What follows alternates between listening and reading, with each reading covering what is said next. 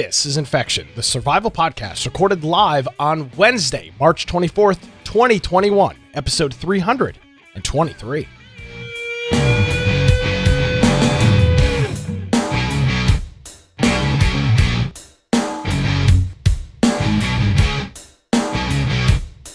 Hello, ladies and gentlemen, boys and girls. Welcome to another episode of Infection, the survival podcast, a special Wednesday edition of the show. Infection is your source for the latest information on survival video games. We bring you the latest news, reviews, updates, and more each and every week. My name is Nick Craig. You can follow me on Twitter at Nicholas... excuse me. Yeah, I don't use Twitter. You can follow me on Gab at Nick. You can follow me on Parler at Nicholas M. Craig. And of course, if you want to check out, you can check out our website at infectionpodcast.com. As you can see there on the right side of the site, we've got our Discord button. We've got Steam links to our YouTube channels, the BitChute, the DLive, all of the different podcast variants and other ways that you can listen to the show there. We've also got show notes for every single episode of the show. Just click on the show title and you'll see all the links, all the posts of everything on there. And also, if you watch on YouTube, you can also do timestamps. Well, don't worry, I'm not alone. Feeling slightly under the weather, but still here. Brian, I'm here with an I, Aldridge. Hi, Brian. Yes. Thank you very much. I am here. Of course, you want to find me at Brian Aldridge on either Parler or I don't even know what the other one is anymore. Parler or Gab. Gab. That's right. I open it once a year, I think. Maybe. Yeah. And then Nick covered the website. I'm trying to save my voice a little bit. As you can tell, I'm a little bit sick the last couple days. I actually skipped hockey yesterday, which for me means I'm really, really, really sick. And I skipped the podcast, which means I'm really, really, really sick. It just doesn't happen very often. So yesterday would have been even rougher. I was sitting in the drive-thru getting some food, and I get a text from Brian. Hey, are you around? And I was like, yep. Know where this one's going. I was like, yeah. Well, we'll make it work. So we'll have probably Brian will probably only be with us for about half the show tonight, but we'll pull through. We'll have some other stuff to talk about. So, we talked a lot about. By the way, before we get started, I do want to thank our good friend, Mr. Unicorn Joe, for hitting us up with the 38-month Tier 1 subscription here on Twitch. For some reason, I didn't hear that, but I know the audience did. So thank you, Joe. It is greatly appreciated. Thanks for your support. Means more than you think. So thank you for that. By the way, I'm not a liar. I'm just saving it towards the end of the show. I did play that FRIGID game that we talked about last week. I played the demo, recorded a bunch of gameplay, so we'll cover that on the second half of the show. So I don't know what's going on with the donation thing. It should be making noise, but for some reason it is not. So we'll get it squared away. Thank you, Joe. Amazon. We've talked a lot about Amazon. They made some big acquisitions. They bought What was that? They bought a version of the CryEngine, modified it. They bought the previous version of CryEngine. So CryEngine, what they did, the little trick that they did is they didn't tell them that they had a whole new version of CryEngine ready that they were getting ready to announce, and they said, "Hey, we'll sell you our current version of CryEngine." They sold them the current version of CryEngine and then released a whole new, really cool, a much better version like the next day. So that was kind of a weird little. So seemed like a little bit of a trick. In typical large company fashion, Amazon, Google, Microsoft, they instead of just offering game servers, which they do, you can host a game server on AWS. That's not complicated. They decided they were going to build an entire ecosystem, including first-party game development, their own engine for all intents and purposes. They own the licensing to it, and part of that was the server ecosystem and how that all connected. Now, we've got one game that is in various stages of early access. The name is totally escaping me because I'm stupid. But it's some sort of medieval game. They've got really one game in progress right now. They had You're talking about New World. New World, yes. There was another game that was announced. They may have released something small, then they sunsetted it. But things Crucible? Was that Crucible or something like that? Possibly. I don't remember the name.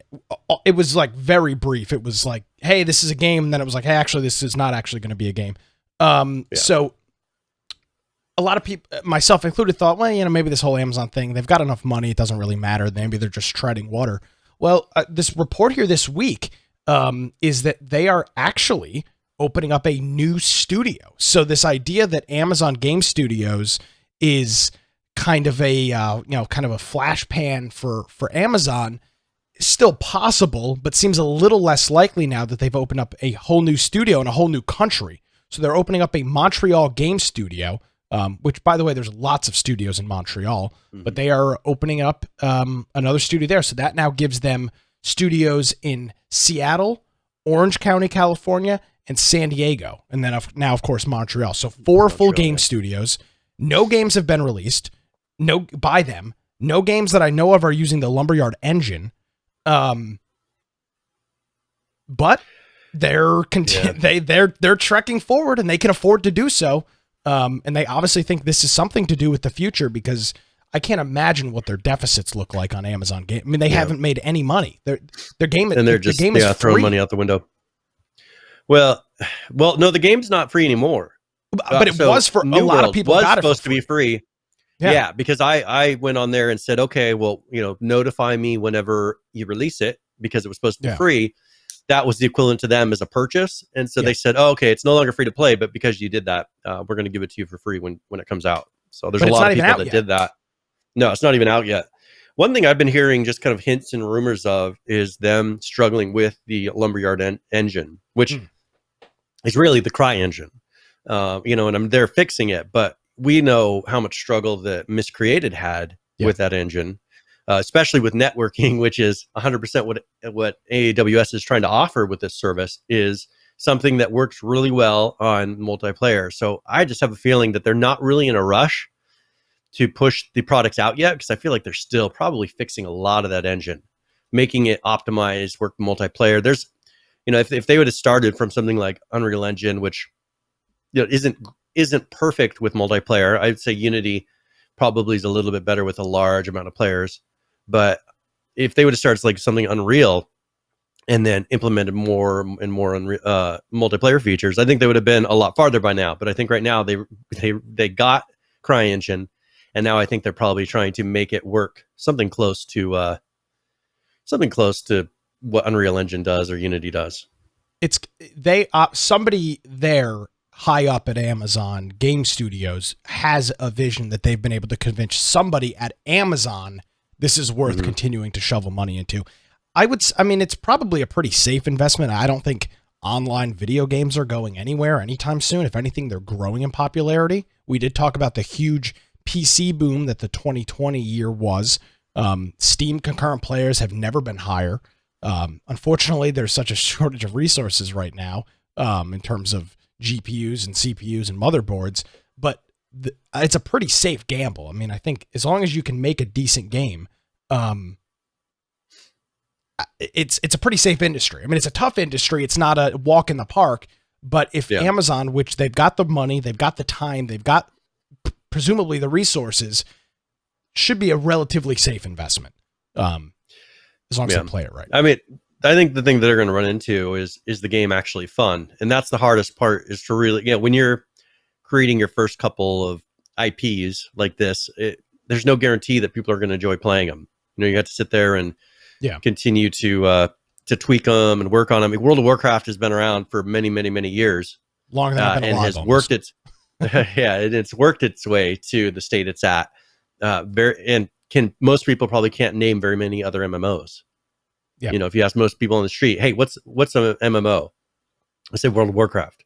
Okay, they wouldn't even know what an MMO is. But you say, do you know what World of Warcraft is? They'd say yes. Yeah. Yeah, a game where there's a lot of people playing at one time. Yeah. Call of Duty? No, that's not an MMO. You know what I'm saying? Like, they wouldn't know. If you asked almost anybody on the street, besides outlier groups, and asked them, do you know what have you ever heard of World of Warcraft? The answer is definitely going to be yes. It is a incredibly well-known thing. They have no idea what it is, but they know of it. They know it exists. Same way that they know that Xbox exists, the same way that they know PlayStation exists. So that's interesting news from Amazon. Obviously not going anywhere anytime soon, you would presume, with 4 studios. But yet it's just so funny to watch these we watch these indie studios with like 3 guys that make an entire game. Amazon has 4 studios. Jeff Bezos is the second richest man in the world, and they don't have a product. and nobody seems to care. They're like, let's open another studio. These guys developing these games are paying themselves $4 an hour to develop a game, and they're scraping by. And Jeff Bezos is like, we can open up another studio in Montreal. Who cares? It's just quite fun for them. I mean, I'm assuming they're hoping that eventually this engine will work out. Other people will start licensing, which will turn around and create a lot of people using AWS services for this. Because that's the problem with Lumberyard, is it locks you into Amazon Web Services. If you develop under that engine, you cannot go to another platform.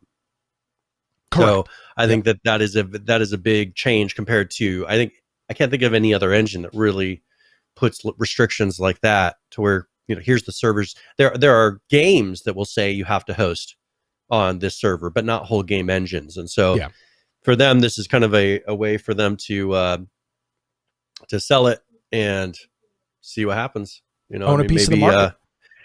It'll either take off and people will say, hey, that engine worked great, people start developing on it, but if their first couples are flops, then it's not going to happen. Agreed. So talking about another large company, Microsoft, boy, they have been in the news a lot recently. A couple of huge stories from them this week.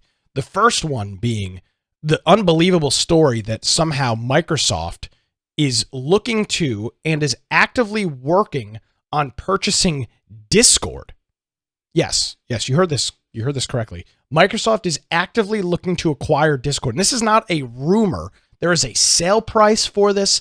Both parties have confirmed that this is an active conversation going on. And Brian, the price could be north, according to VentureBeat, could be north of $10 billion. A free service. Well, and this is definitely paying off for them. If you remember when we were at PAX, I think it was the last time we were at PAX, they were trying to get that game selling service. Yeah, they're trying to get that game selling service. And I was kind of concerned, because from that, it sounded like they were trying to come up with a way to bring a little bit of income. Of course. I think you sat down and had the interview with them, but they then turned around and were started offering, they have this Nitro and other services included. Which show, they're trying to come up with ways but that's not going to pay for all of these servers and all these things and developers and all the continued things that have been happening with Discord. I'm surprised that they haven't come up with another way of trying to charge you for things that's almost forced this far. And they must be holding out, knowing that perhaps, that this is going to be a huge amount of money eventually if they kind of keep holding the line. Hold the line, and $10 billion would definitely be worth that.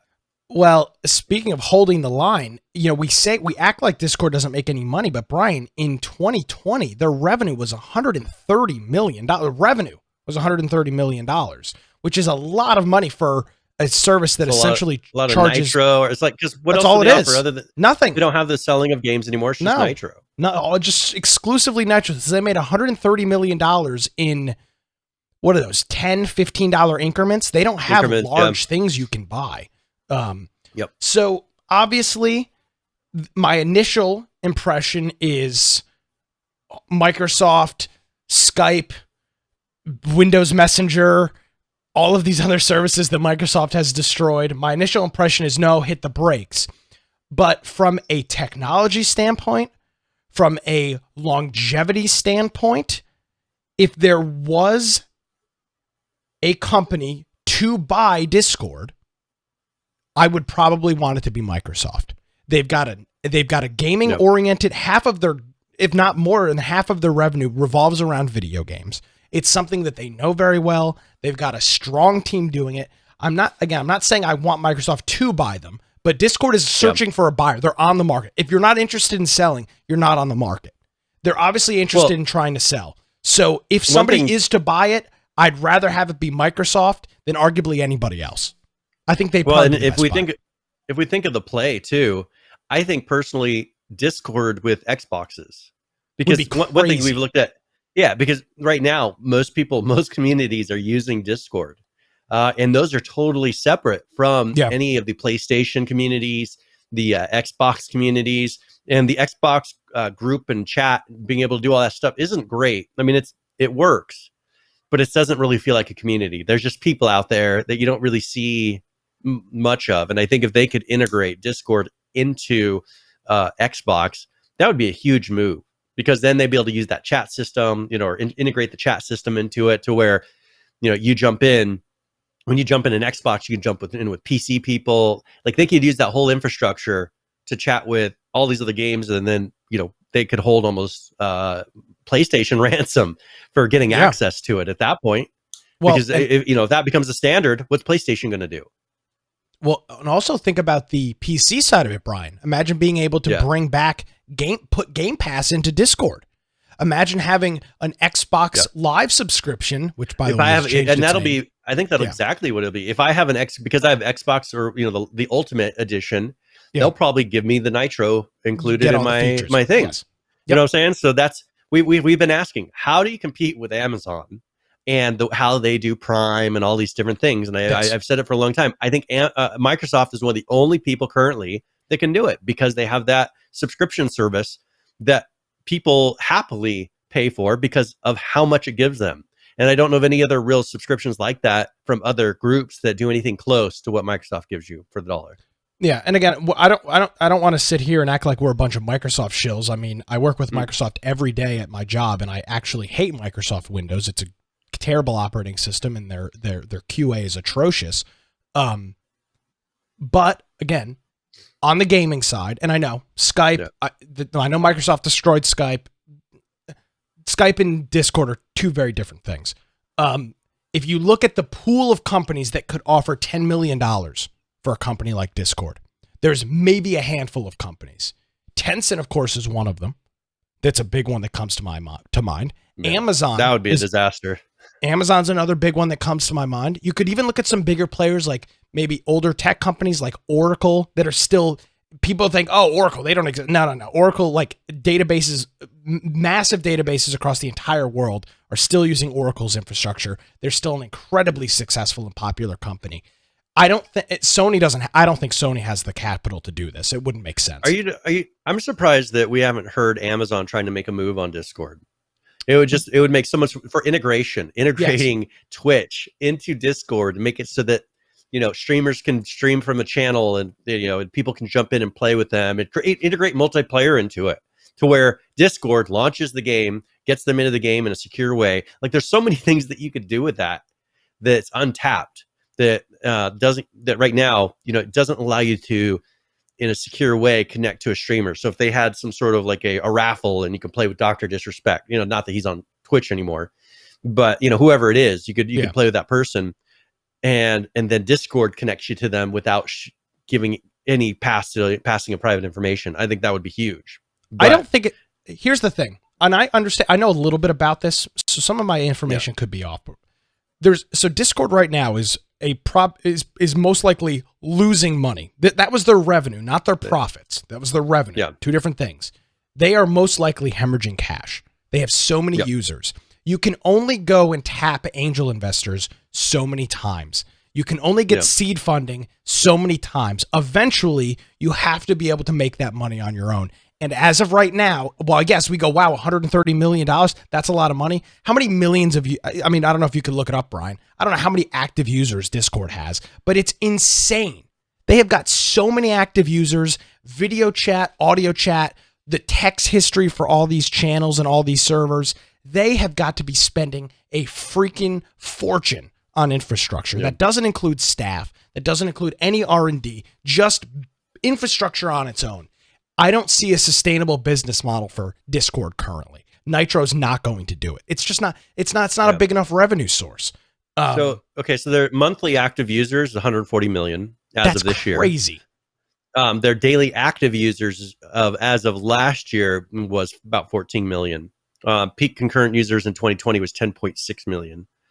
Registered users last year was about 300 million. Active servers, they have about 6.7 million active servers last year.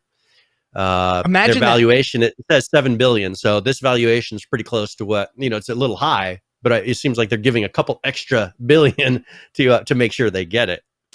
So my point is to say Discord, and if you want to go back in the archives, you can go back to 3 or 4 years ago on this show when Discord first started taking off. They don't have a sustainable profitability system built in. that will either they're going to have to start charging individual users to use the service or shut it down.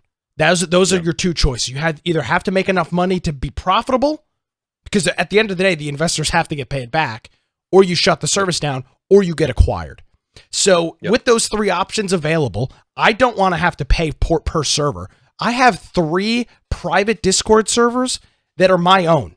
It is just me in them, and I use them for very specific tasks. I use one for my radio show, I use one for my personal stuff, and then I use one for work. And I keep them separate. I've used different accounts inside of all of them. I have rules and bots in them that do different tasks for me. I have 3 Discord servers that are nothing but me. Literally me. I'm the only user in these servers. I think one thing I wanted to say, because I think this kind of is something you were trying to figure out. Their funding, their yearly funding for 2021 is going to be $480 million.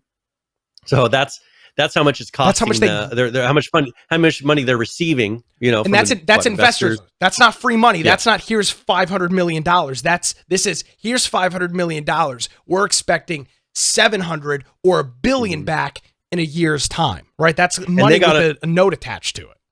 And I'm just going to run through the numbers that they've received in funding through the years. So they've received $1 million in 2012, $9 in 13, $29 million in 2016, $80 million in 17, $280 million in 18, $380 million in 20, and then $480 million this year.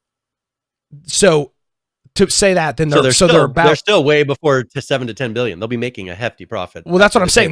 They're what, $3 billion, close to that in debt just on the angel investing. That's not sustainable. You can't every single year raise $500 million. You have to be able to profit some. Discord doesn't have a way to currently do that, and I think, and I know that there was a conversation Firebrand brought up. I don't like monopolies. Neither do I. We've been very critical of certain monopolies. iOS has been one of them. We've been critical of Google with Android. But in this instance, for the consumer, this could be wrong, but for the consumer, I think Microsoft purchasing Discord is not the worst thing in the world. Is it the best thing in the world? No.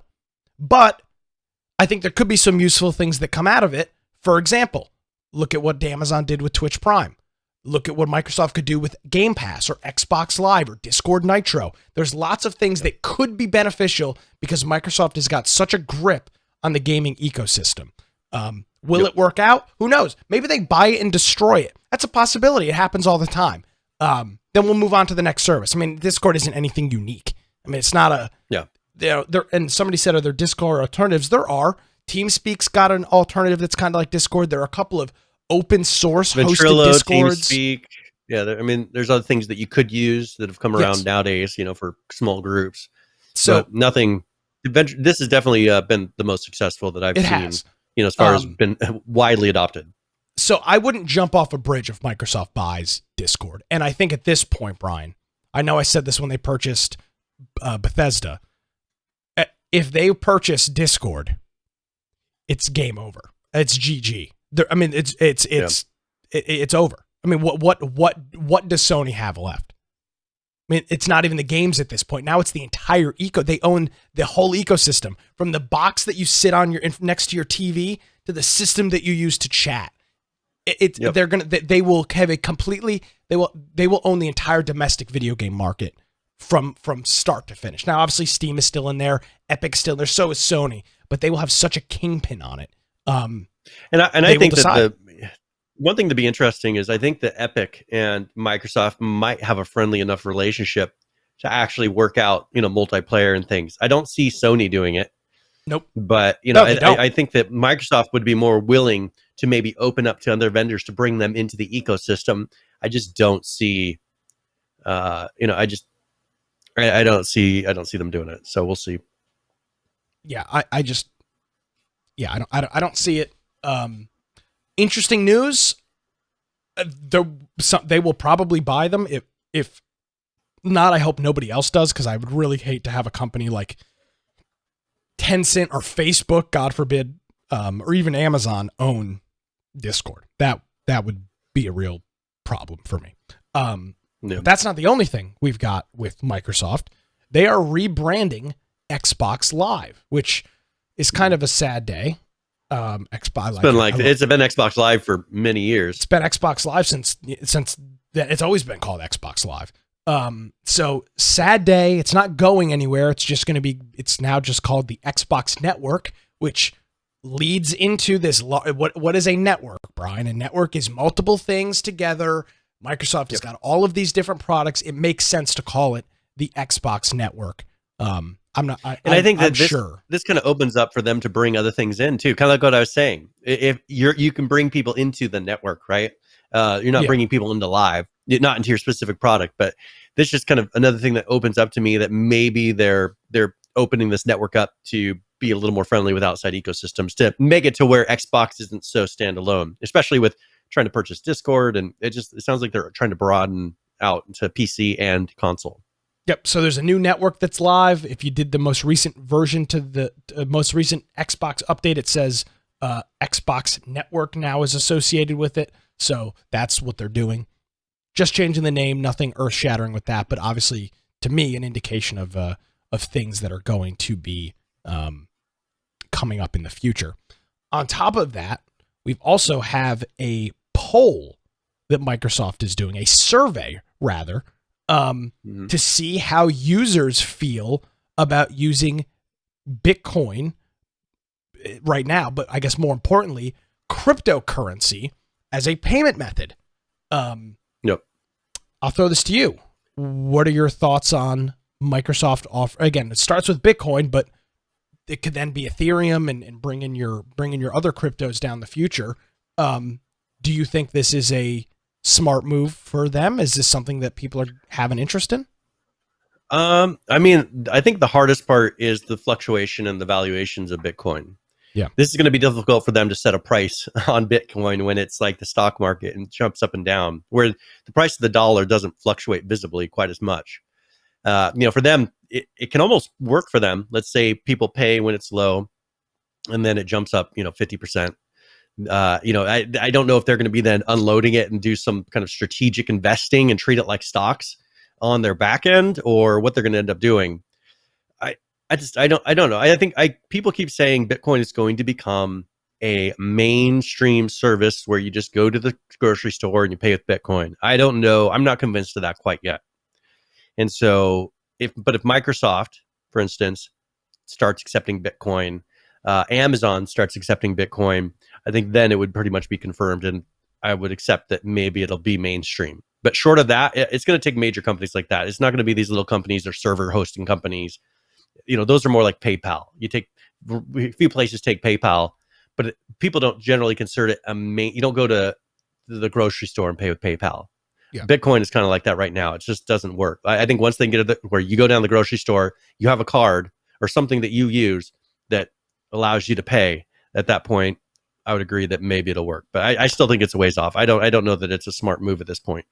I'm not a crypto expert. I do know, I think, more about it than the average bear. But I said this recently to somebody that all of us are probably aware of, Kim.com. I was in a Clubhouse chat room with him. He was the man that created Mega Upload, which was an incredibly popular site back in the late 2000s to mid 2010s. And you even said, Brian, you even started off your conversation with, you said, well, Bitcoin fluctuates too much. Bitcoin fluctuates with what? Its conversion to US dollar. It's not a standalone currency. Its entire purpose right now is based off of the US dollar. And without getting too crazy into the Bitcoin stuff and the cryptocurrency stuff, the claim from the crypto people is the US monetary system is it's fiat currency. I tend to agree with you. But then you base your entire platform off of that same fiat currency, then on top, then your currency is also fiat. Because if your currency is based off of garbage, then you're garbage as well. Garbage in, garbage out. It's how I feel about it. And so until Bitcoin can really separate itself and not be compared to anything, you don't compare the US dollar to anything. You have a dollar in your wallet. You go to the store, it's worth $1. Doesn't matter what the dollar translates to in yen or pounds. It doesn't matter. It's $1. It's $1. So until Bitcoin can get away from its only value being USD, I don't think it's worth taking. I think it's too risky for a company. And it's frankly stupid for a consumer. You're paying for something that could be worth, it could be good, right? You could pay, $60 worth of Bitcoin, and then that's worth then the Bitcoin drops and it only ended up being worth 30. Okay, you got a good deal. Or you pay 60, it ends up being worth 120. So until that comparison stops, I think it's a bad thing. I don't know why a company would want to hold it right now, but that's just my opinion. I do want to thank our friend. They'd almost have to create like an investing area where they're watching for it to go low, and high, and trying to manipulate that. I do want to thank our friend Valp1 for hitting us up with the 19-month resubscription here on Twitch. Valp, thank you very much. And our friend Kenrix says transaction fees are too high to be worth it. That's also a big issue with a lot of cryptos, Bitcoin included. So Microsoft, Brian, is on the they're on the tear here. They had a slow go around with the Xbox One, the last generation console, and it seems like they've kind of taken off over the past 6 or 8 months. They've really kind of hit the jetpacks, and they're cruising. They're buying. They're adding. They're all over the place. They're obviously trying to set themselves up as the leader in video gaming in the United States. Well, and there's one other thing I wanted to mention that I saw with Microsoft. They have a game that's on their platform that's different than the rest of the versions out there. And I thought this was kind of interesting. So Nier Automata? Yes. Automata? Automata. Yeah. Oh, yeah, there we go. So the one that they have on their Game Pass, they actually fixed. There's been a fan fix that fans put out that actually fixes a problem in the game. Mm-hmm. And the problem is on the Steam version. Square Enix, who makes that product, didn't fix it. Microsoft, when they put it on their platform, fixed it.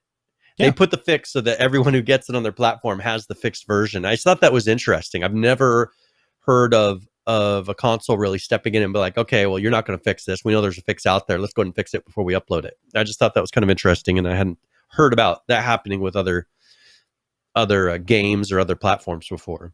Well, it sounds like they might be. Doesn't this go further into the Discord conversation, Brian? Maybe they actually are a good company when it comes to having their ear to the ground on the gaming side.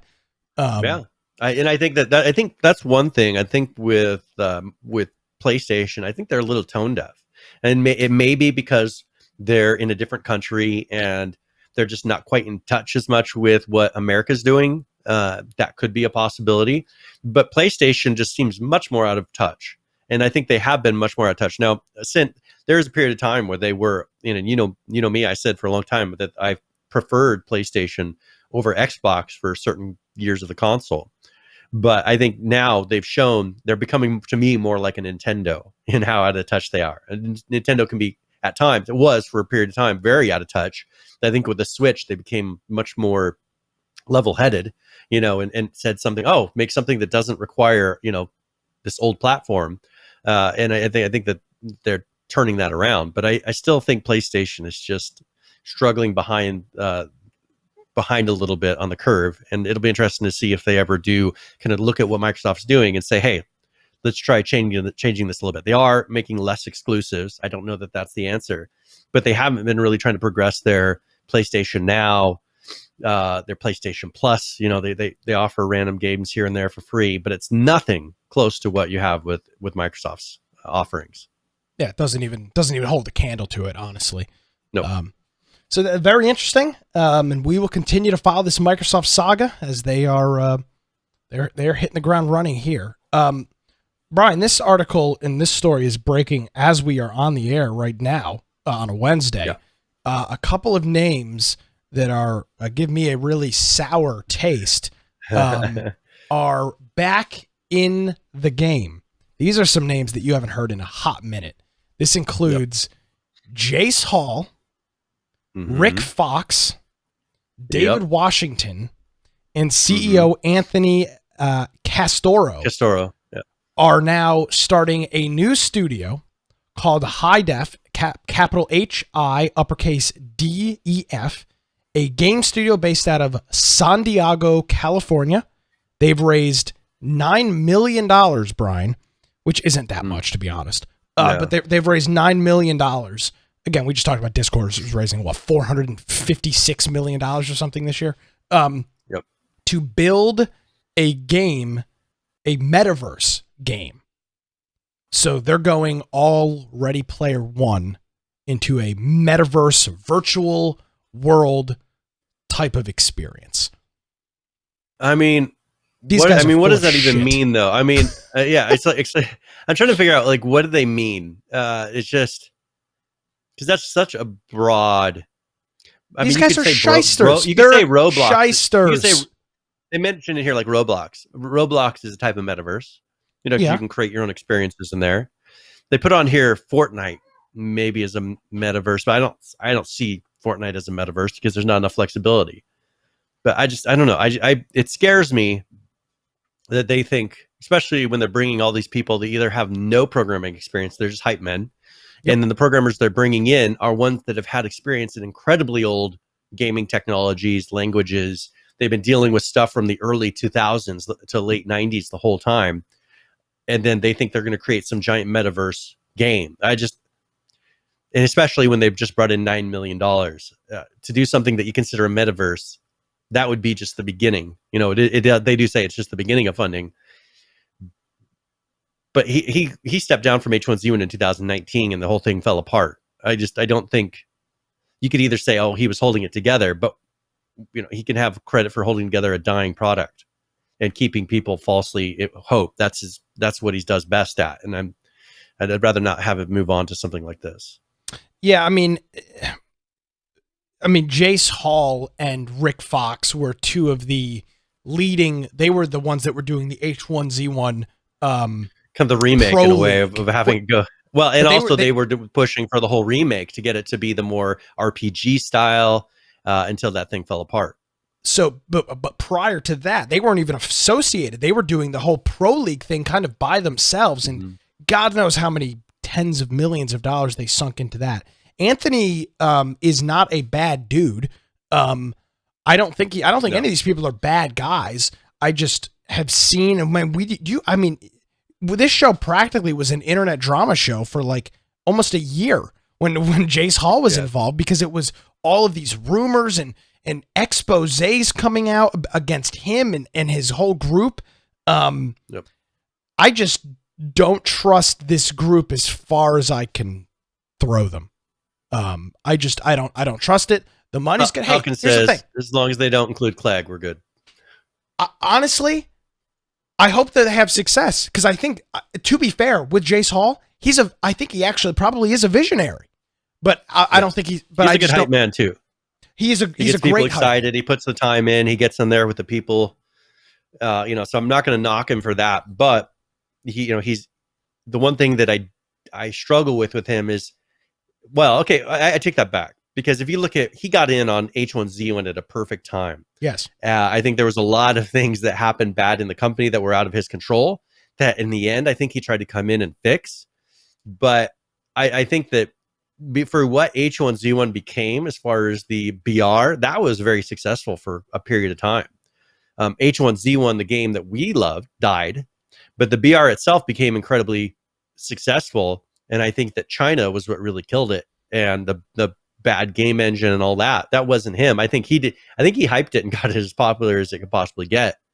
And then the rest of it was out of his hands. And I think that he eventually realized, I can't keep fighting this just constant bugs and problems and bad PR and everything that's happening with the Daybreak company. Yeah. I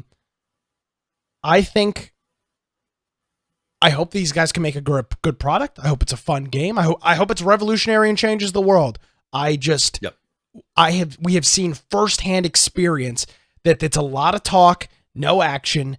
Honest to God, Jace Hall doesn't have many successful projects in his history. He's been a part of a lot of things, but hardly any of those things. How many of those did he jump in once it already had started, though? I don't know. I don't want to sit here and completely slander him, but I don't know if his successful projects are far and few in between. He's raised a whole bunch of money. He's been in the industry for like 30 years. He's all in. But I've press X to doubt, Brian. A high doubt for me on this. Yeah. Very doubt. Much doubt. Again, hope I'm wrong, but I just don't like these. When I saw this and saw that it was Rick Fox and Jace Hall, I was like, great, snake oil. Brian, you remember in the first Red Dead Redemption? But not the first one, but the one on the last Red Dead Redemption, that you're following around the guy that's selling the literal snake oil. This is when I hear those names and close my eyes, that's who I see. That guy from Red Dead Redemption that you have to beat up outside of that house for selling snake oil and robbing people. That is exactly who comes to mind. This guy's a snake oil salesman. Not a bad person. He's just I haven't seen no successful products from him. He bullshits a lot. Great speaker. Well, that's the thing is, I think he'll say whatever product that he is currently trying to push, he will say is the best product out there, regardless of whether it is. And and that's what a hype man does. They try to convince you that whatever it is they're promoting is the best that there is. And we saw with H1Z1, just we lived it. We lived the constant problems that were that game. And I know, and I saw on his side him trying to fight that. So I did see the honest side of him trying to counter all of the bad negative that was H1Z1. Yeah. But there should have been a point where he said he should have told them to knock it off. Like, if you want me to be a part of this, you need to change. Obviously he didn't do that enough because it still became just a huge mess. Yeah. So we'll see. I don't know what any of it means. If they're trying to give us some money, I mean, hey, I'd be willing to maybe take a community manager position. I could be available to do some things depending on what they want to do. So, yeah, that's what's this? HiDef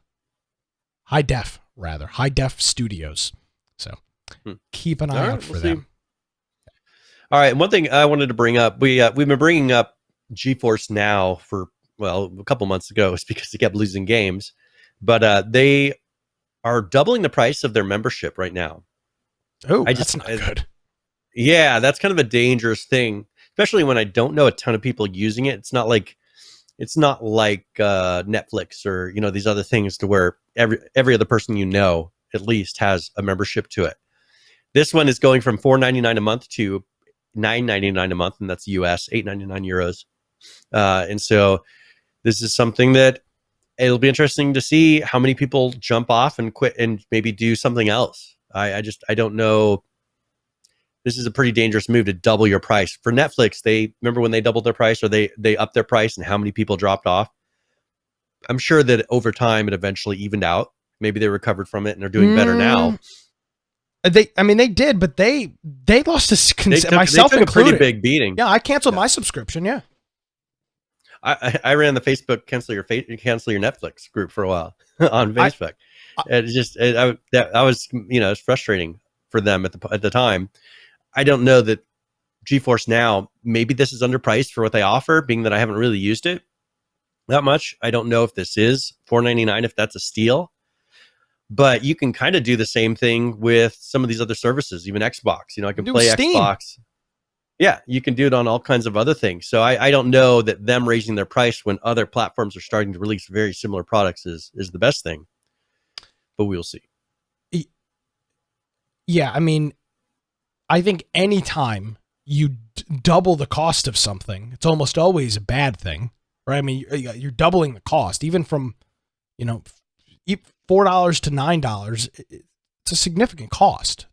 That's $5 a month is that price where you're like, maybe I just have it because every once in a while I use it. Now it's $10 a month. You're like, well, I could do something with $10 a month. I'm trying to think, what can you do? What can I do with a $5 bill?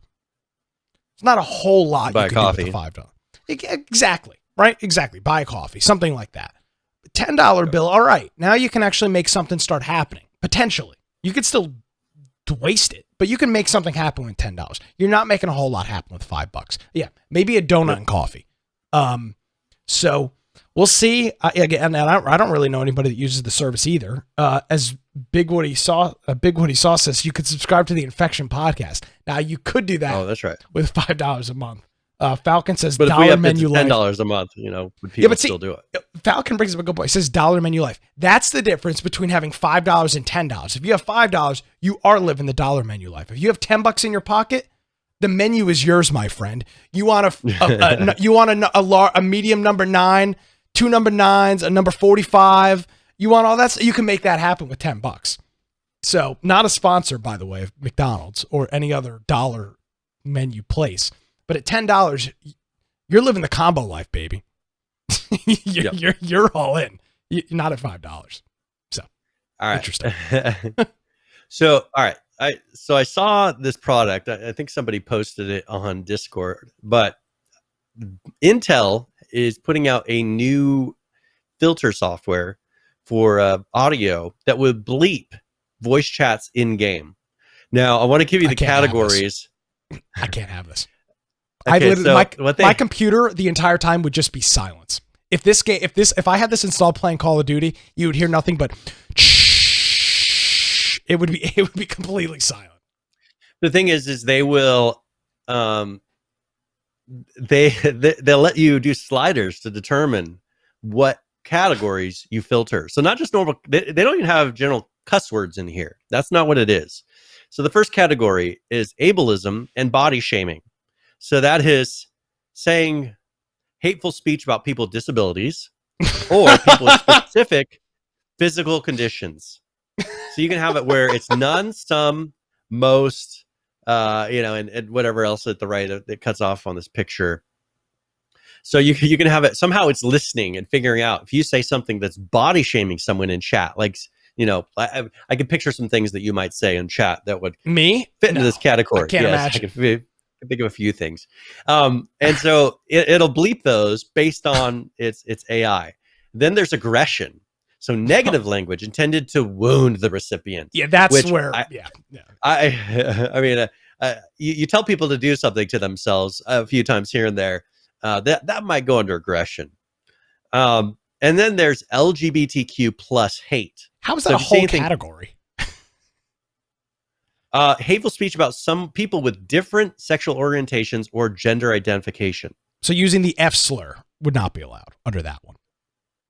No, well, but I'd be interested to see the list of words that they actually. Well, that's what I'm wondering. Out. Like, yeah, what are they? Like, it's not just one word. The whole category is not one word. So where does the game? Like, so where does the F slur fall under? Is that aggressive or is that LGBTQ hate? Because if you're calling somebody an F slur, well, I wouldn't.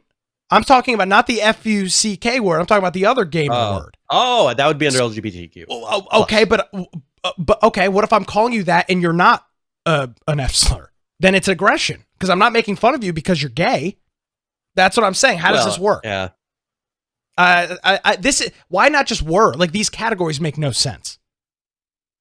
Body shaming, LGBT hate, aggression, any word. Like, I don't know. Like, I just wonder where things fall. Yeah. Because it's obviously identifying it based on words. No, absolutely not. Again, my computer, my CPU would be at 100% the entire time as it's trying to use the AI to dissect the words that I'm using. Yep. I'll be lagging my ass off in games, screaming more obscenities because of the AI. Why is Intel using 90% of my CPU? I don't get this. Yeah, exactly. Nick starts screaming in chat and the game starts lagging out. Exactly. So, boy, hold on a second. Look at this.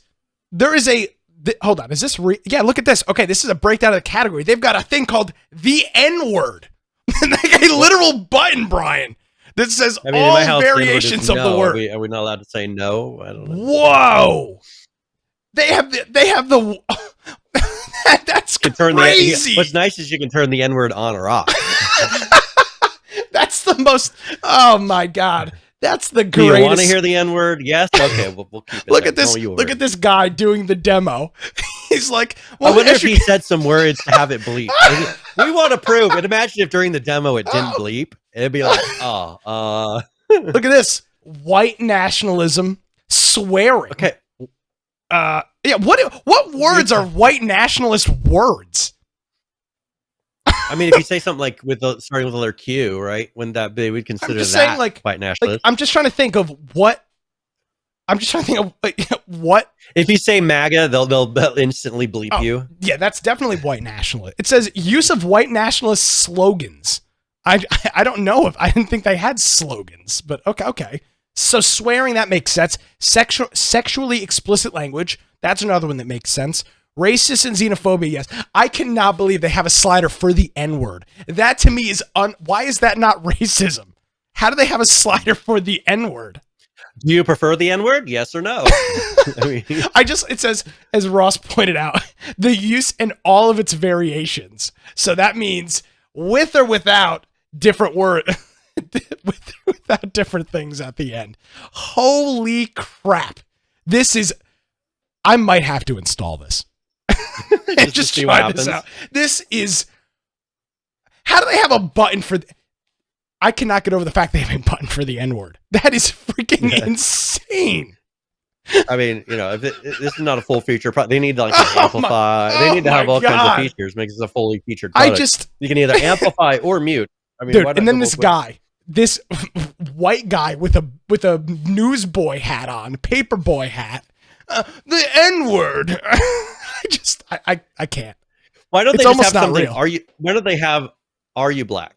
Because then, if you want to use it, why just say "Are you black?" Yes or no. It's a yes or no question. You can have the draw go one way because you're allowed to use it. I'm not.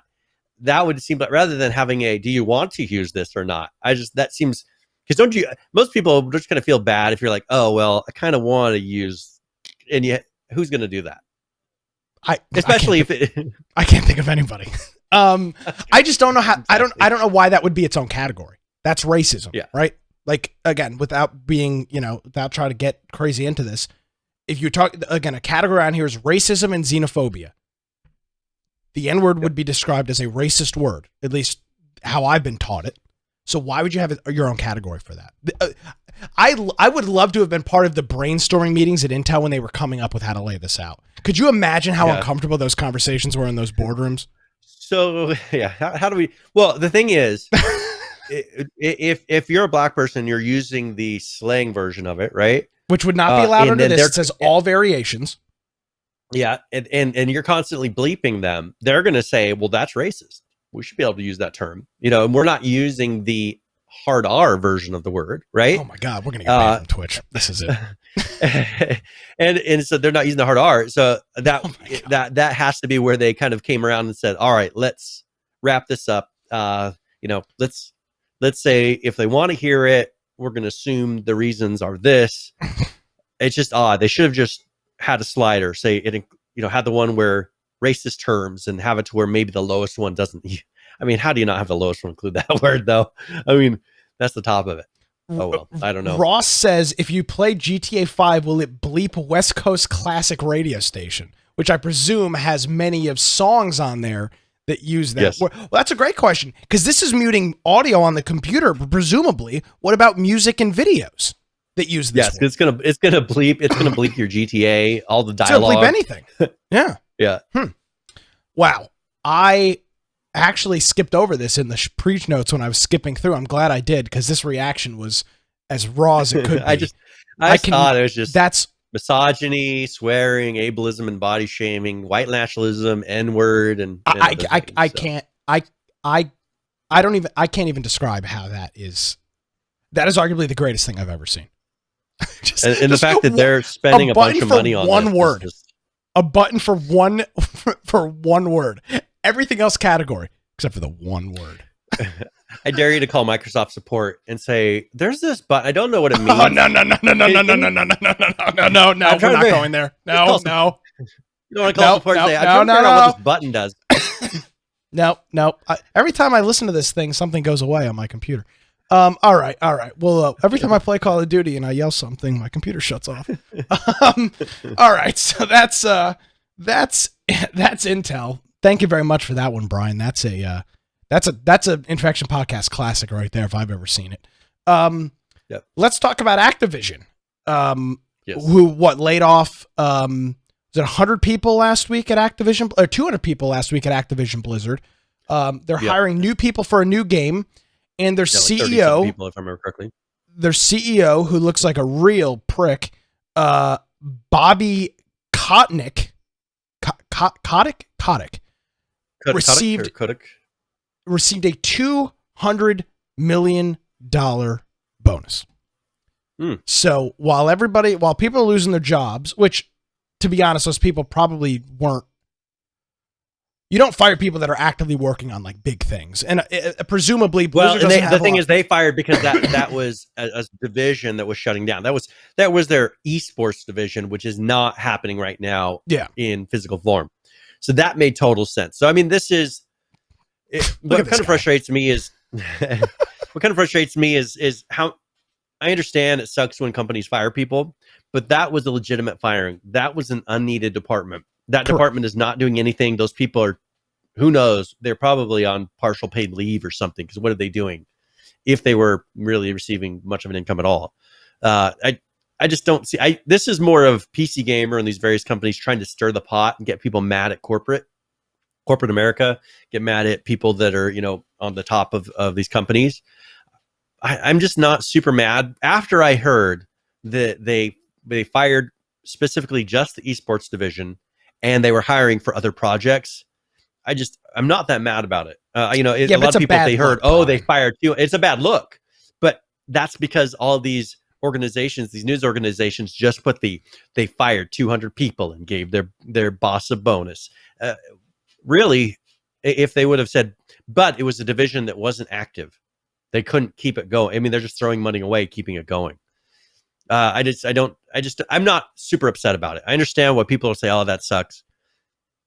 But really, I don't see that. I think they're doing well as a company, and you can argue about big corporate bonuses and things, but I don't think that them, getting rid of their esports division or downsizing it is enough to say, don't give the CEO a bonus for the year. Because it's been a very difficult year. If he's made wise decisions that have kept that company going over the year, over this, weird COVID epidemic and everything that's been going on, and they're profitable and doing better and did it in the best way they possibly could, then sure.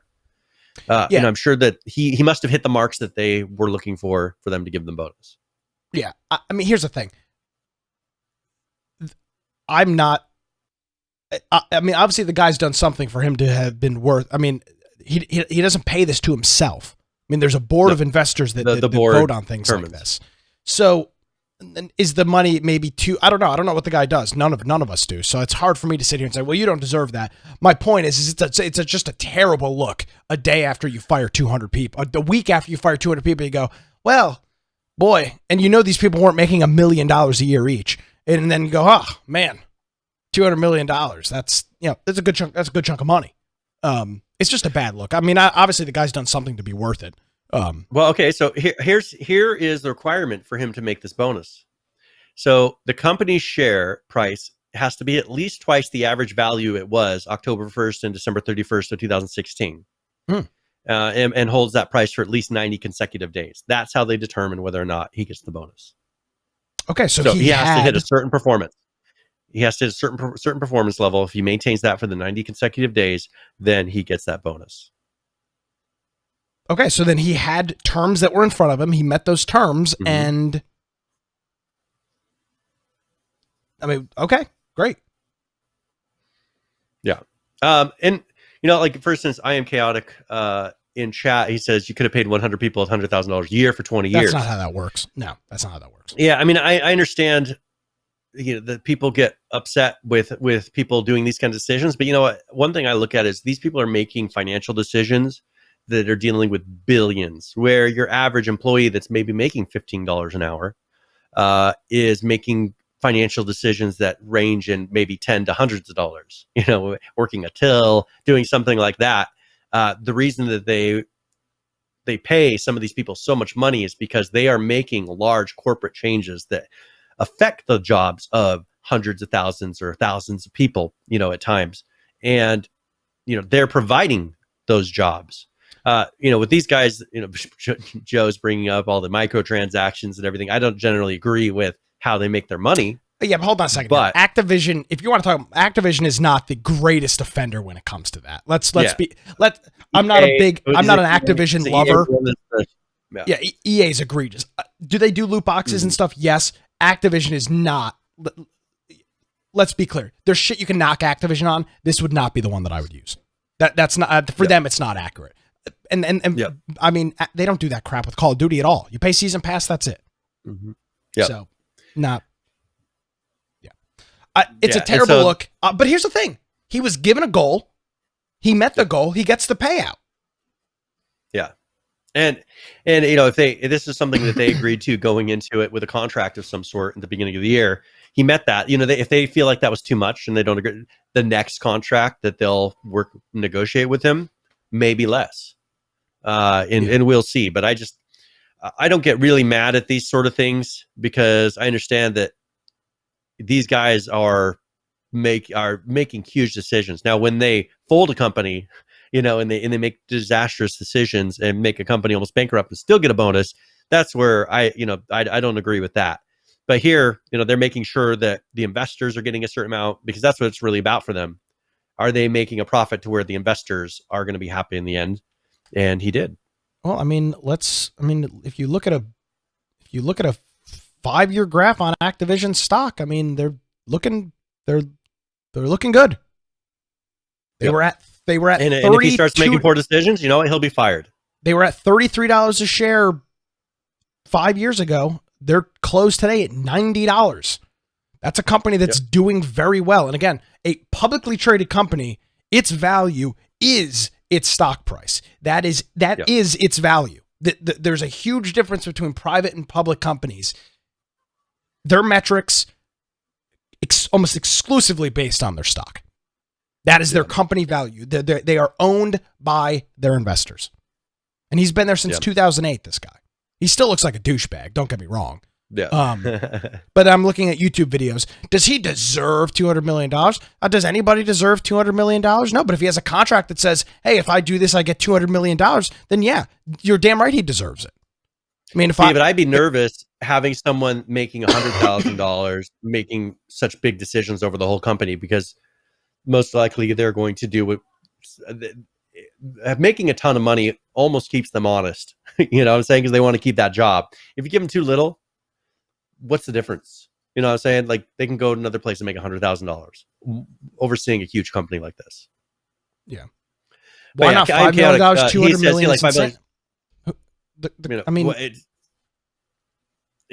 That's one thing that I'm not going to say that I agree with, them making $200 million bonuses. Activision's worth $50 billion. Their worth is $50 billion.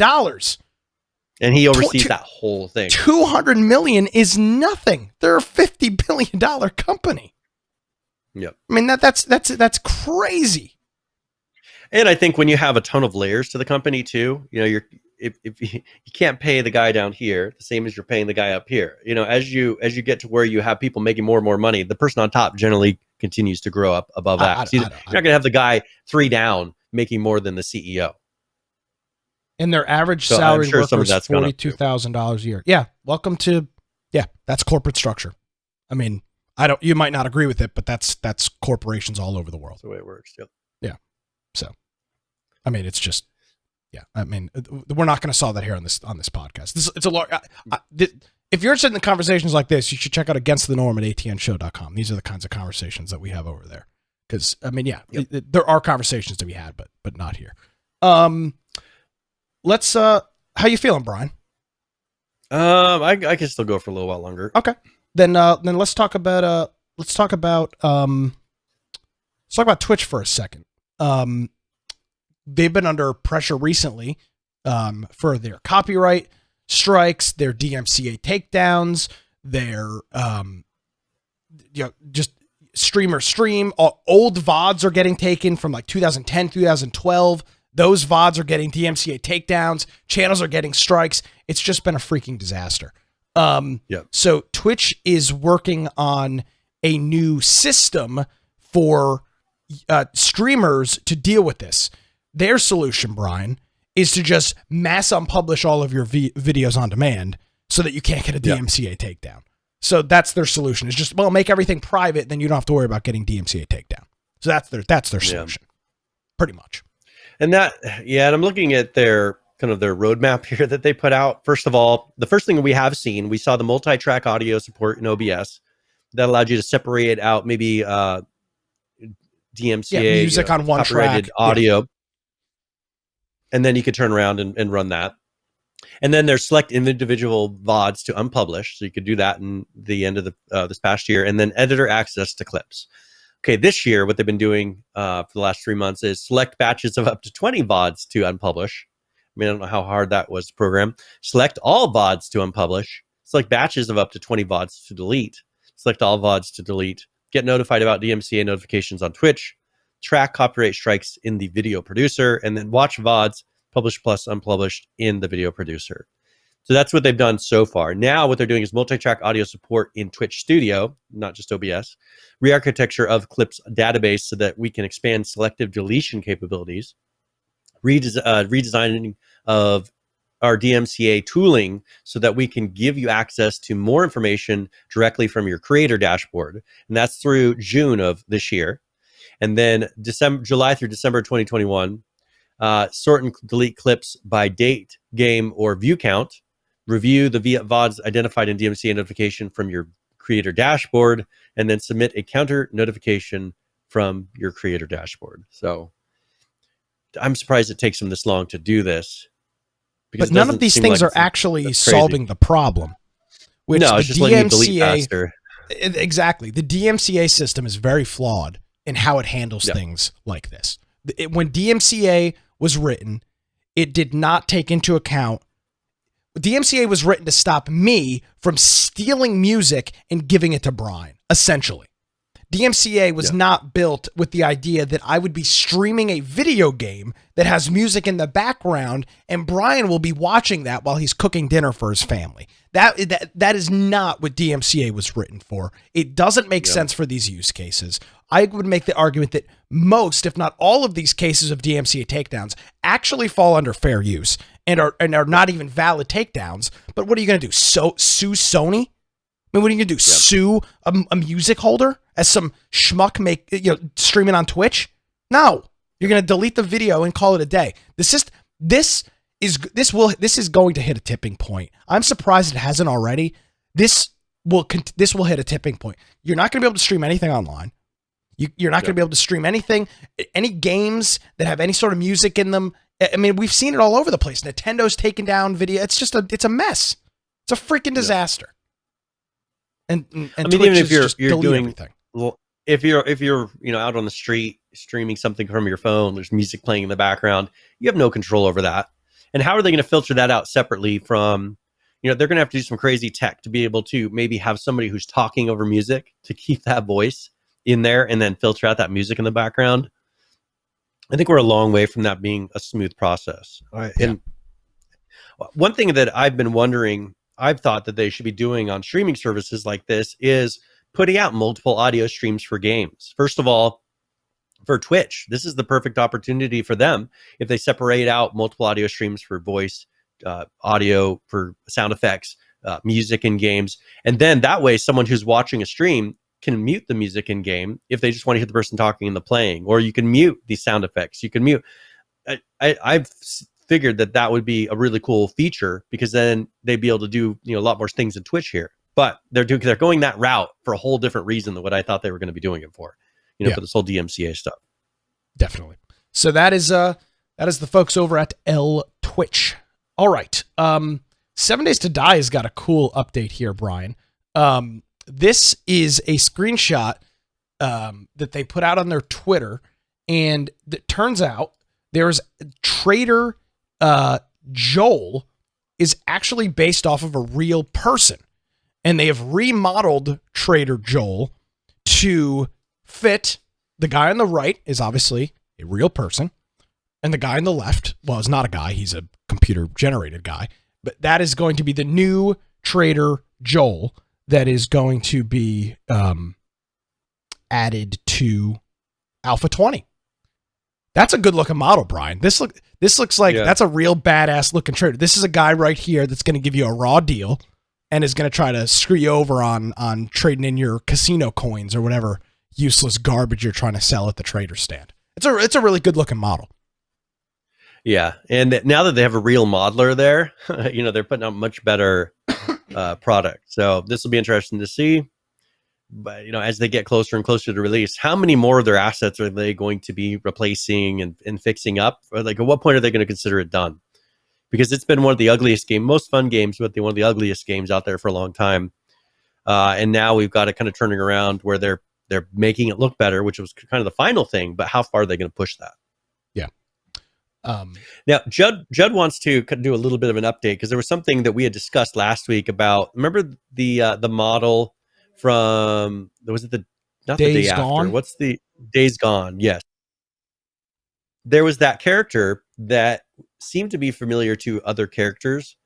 And there's an image that he put in chat. I don't know if you can show that really quickly. Will you send that to me on Skype, please?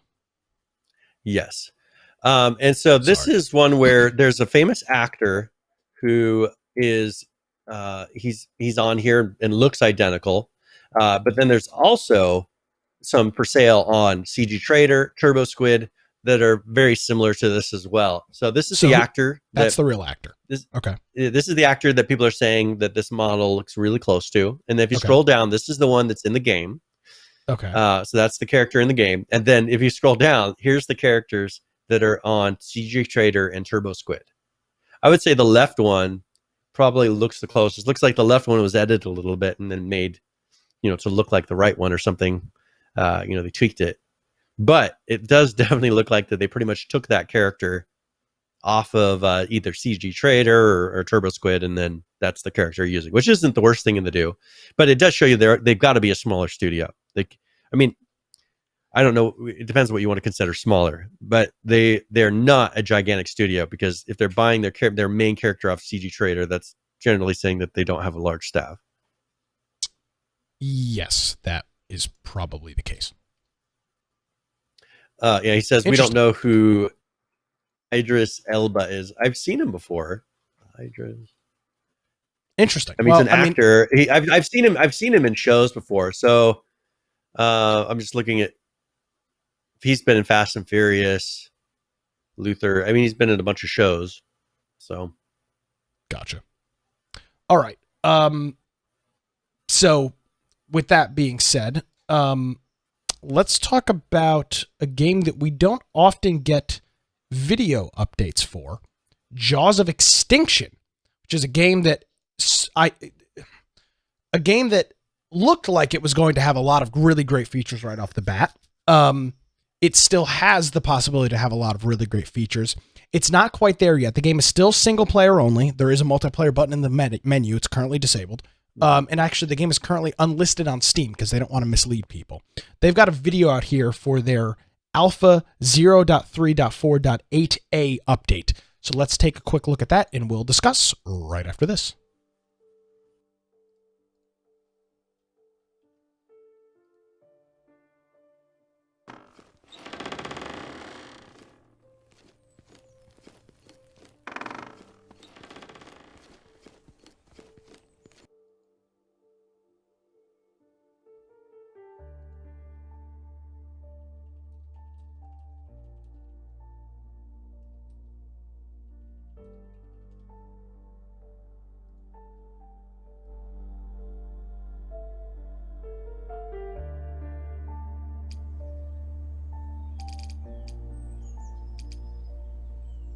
So they're saying here the Trader UI and player inventory now display description and statistical comparison when you hover over them. This allows you to compare your equipped weapon and your equipment to the items in your inventory. Implementation of an improved weapon system for primary weapons, secondary weapons, and bows/staff or bows/arrows. The system is designed to fix some of the more troublesome parts of the old weapon system and allows for attachments and skill systems integration to be considerably more straightforward. It's quite the noises.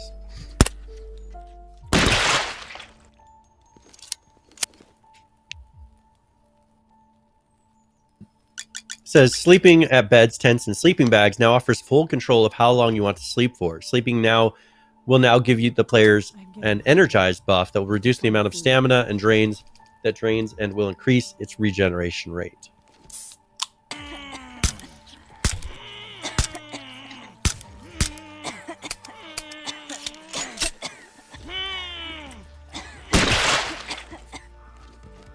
So those are the hazardous level 3 zombies.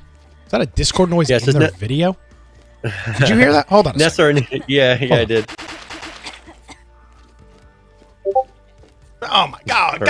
Come, give me a. I was like, man, my Discord's not even open. Oh my God! I thought somehow mine had made a noise, which apparently doesn't. That's egregious. Yeah. But I mean, this game is definitely coming together. It's a fairly small team, and I think their level design's been really good. Now, whether or not they'll ever make it to multiplayer, I don't know. So.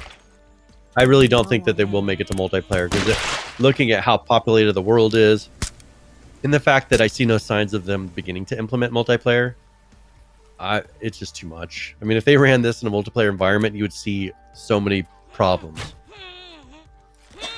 You know, things not working, not replicated. It would be a disaster. Joe says they need Donnie to run their Discord. Yeah, leave Donnie alone. All right. If I can make a word of investment to the Jaws of Extinction, folks, have one of the people on your team read that stuff out. I mean, just why even publish a video like that? It's stupid. Just don't waste your time making it. So that's that. I mean, nothing incredible. I have zero interest in playing the game any more than I did previously. So just kind of cruising along with that, and then waiting to see what might come next from them. Let's take a quick look at Ark. Quick update, real quick update from them this week. One singular update. Yes, the quickest of updates. They fixed a mess. Not a mesh. It was a mess because there was a mesh issue, and they fixed that exploit this past week. The Dinosaurus riders can no longer use weapons when they're latched onto creatures, and the creature can no longer be picked up by the Carianos. Is it Deinonychus riders? Deinonychus, I think it is. I couldn't tell you how to pronounce it. And then they fixed a server-side exploit stall issue. So they fixed that. Not anything super urgent. Over there on the Ark side, we have a couple of other videos. Is there any, Brian? I'll probably run through these solo if you're going to bow out. Is there anything that you want to cover before you jump out of here? No, I think the rest of it should be pretty good. It should be fairly self-explanatory, so I think we'll be good. Sorry, guys. My eyes are starting to water, and I don't want to start sneezing on air. It'll be a mess. Well, Brian, so thank you as always. We'll see you next Tuesday, and yes, and hopefully I'll be 100% by then. Yes, so we'll see you next Tuesday. I feel a lot better than yesterday. If I would have been on here yesterday, like I was just horrible yesterday, so I feel better, but I still don't feel good. So I'm really hoping that tomorrow and the day after, I start to get back. I skipped hockey. I didn't do the podcast, and my wife knows, like, if I don't do those things, there's a problem. She said, "You're not going to hockey." I'm like, "No." She's like, "Damn it. I was trying to get 3 hours away from you. I just wanted you to leave." Yeah, exactly. So, all right, Brian. Well, we'll see you next week. Feel better, brother. We'll talk to you soon. All right. Thank you. Talk to you later. Bye. Alrighty, well, oh boy, ladies and gentlemen, you in for quite the ordeal over the next little bit. We'll wrap up the show here briefly. I do want to talk about a couple of things before we get out of here. Let's do this. Let's do a Sea of Thieves update and see what they've got going on over in their neck of the woods over at Sea of Thieves. So we'll take a look at that, and then we'll discuss any features on that right after this. Sea of Thieves Season 1 is here, bringing players 3 months of new features, events, and updates, as well as a whole new way to progress and earn rewards as you play the game. Revel in living the pirate's life as you progress through 100 levels, unlocking fantastic rewards which are free to all players, including the Frostbite clothing set, and Season 1 ship, and player cosmetics. There's exclusive rewards for Pirate Legends too, giving them ample opportunity to flex their legendary status. And for pirates that want to get a little extra for their escapades, you can also purchase the additional Plunder Pass to earn 11 premium items from the Pirate Emporium. This includes the brand new Dark Warsmith weapons and Silver Skull sails, which are exclusive to the Plunder Pass until the end of Season 1. This season also launches with an all-new Merchant Alliance voyage, where you'll have to take on the role of detective and go on the hunt for a fleet of missing trade ships and their lost cargo. Uncover their fate and return the cargo manifest to the Merchant Alliance for gold and reputation. And if you manage to secure the captain's cabin key, plunder the loot for yourself. Salvage enough of these sunken bounties, and you'll earn these rather fetching new Merchant Alliance sales. And alongside that, there's new events too. We're kicking things off with the Champion of Souls event, where you'll vanquish skellies and ghost ships to gather their soul fragments. And earn these slick Order of Souls weapons. And we'll be bringing you even more events throughout Season 1. And over in the Pirate Emporium, we've got the new Lunar Festival weapon set and new weapon pose emotes, as well as Lunar Festival costumes and the full Lunar Festival ship set. So get ready to experience all new adventures, earn renown, and reap the rewards with Sea of Thieves Season 1.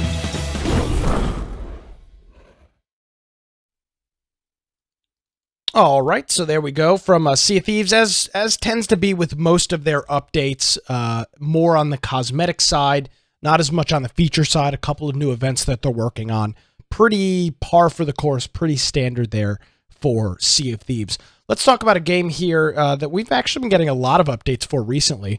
It is another early access survival game. That would be Survive the Nights. They've got a fix out here. This is a hot fix, but it's still out here. It's alpha 1.7.37, and this is their hot fix for their patch that they put out last week. A couple of quick things on this. The message system.cs optimizations to save all instances of finding objects with a tag.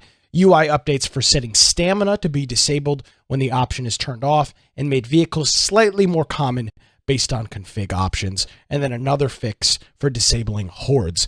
They've also added a bunch of new commands for those folks that run their servers on Linux, which tends to be a pretty popular way to run game servers. They said in here that they do not currently have those same features available for Windows Server, but they are actively working on it, and they hope to have something soon. So these new features and the things that they've got in there are just for the folks that are running this on Linux server using Steam CMD for right now. So that's what we've got for Survive the Nights. They also say that they've got a Teespring store that you can go and buy some merch. If you feel so inclined to do so, you can find the link for that. It'll be on our website, infectionpodcast.com.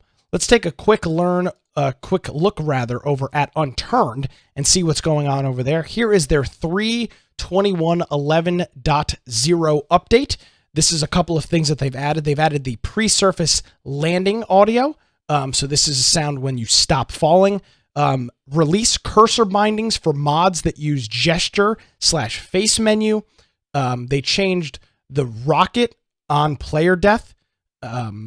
Log client/server hashes on weather mismatch, and they fixed an exception when the map finishes installing after destroying menu, and then missing NPC vendors have their current amounts labeled. So as a typical Unturned update, gibberish English that doesn't make a lot of sense, but they're keeping track of their updates and posting those up there. So that's Unturned 3.21.11.0. So we've got that over there.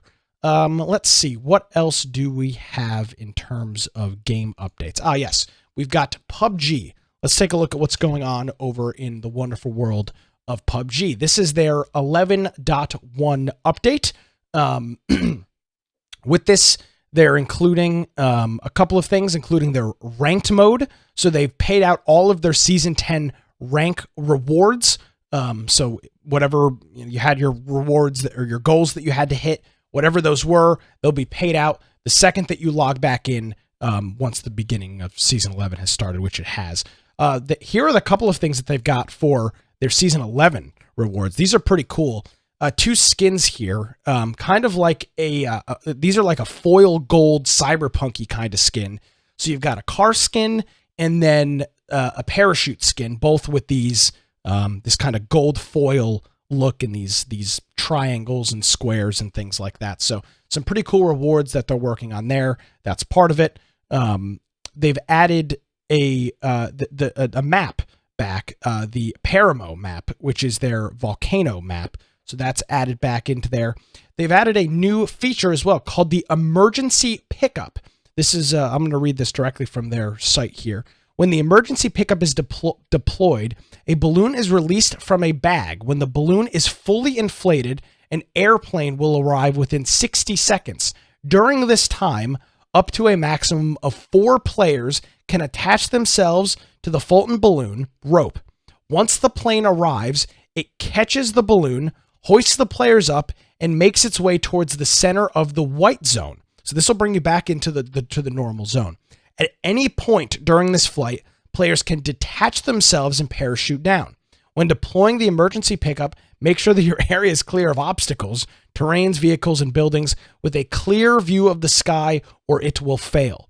The emergency pickup cannot be used before the first circle and after the 4th circle.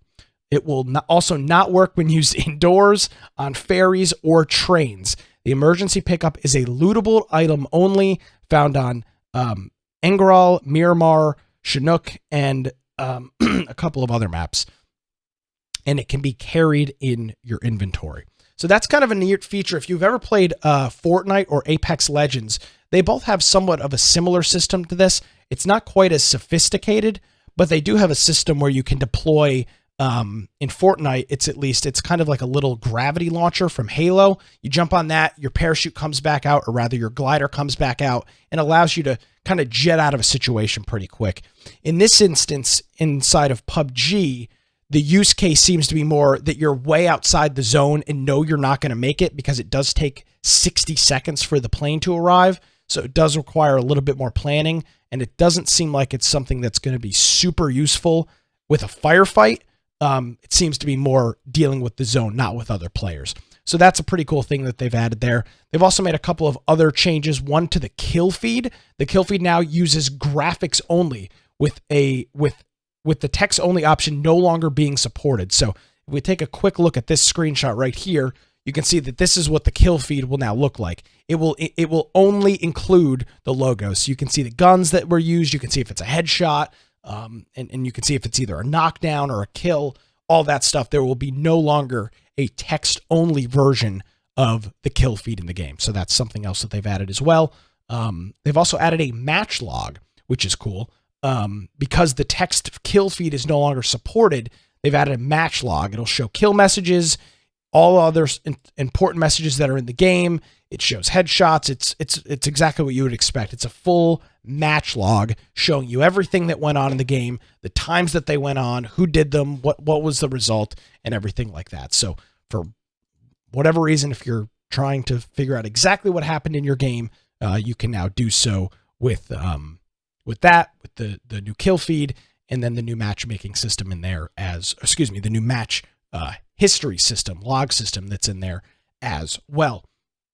Well, in time for March Madness in the United States, which of course is the beginning of the NCAA basketball tournament, PUBG is jumping in on that, and they are actually including some new skins into the game. They've got some March Madness skins that are into the game. Now, none of these are actual schools, but you can see a couple of various either basketball uniforms here. There's a cheerleading uniform, some sort of fan uniform, and then a mascot uniform, which is a kind of a crappy looking shark.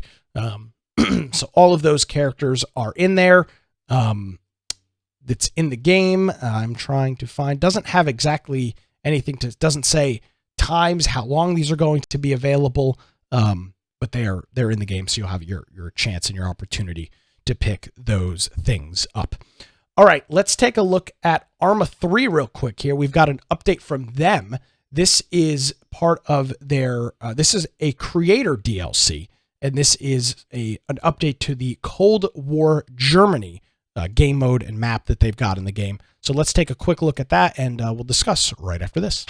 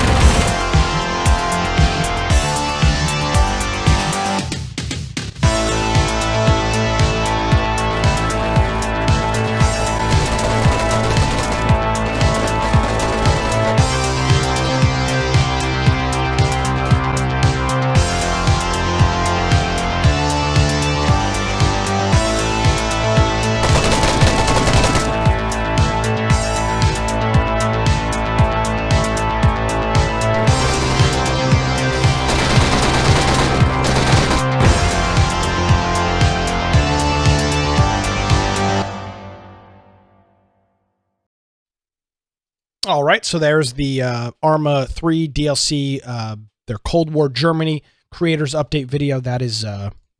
You check that out if you're an Arma fan. Let's take a quick stroll and take a look at Conan Exiles and see what's going on with the folks over there. We've got a couple of updates from them. The first one here is update 2.3, which is actually update 16.03.2021. And a couple of things that they've got going on in here. There's a whole bunch of patches in here. I'm just going to go over kind of the headline things and some of the main points and features that they made here. The first one being that they've added a new point of interest in NPC camps with new activities in the Isles of Sipta, which is their map.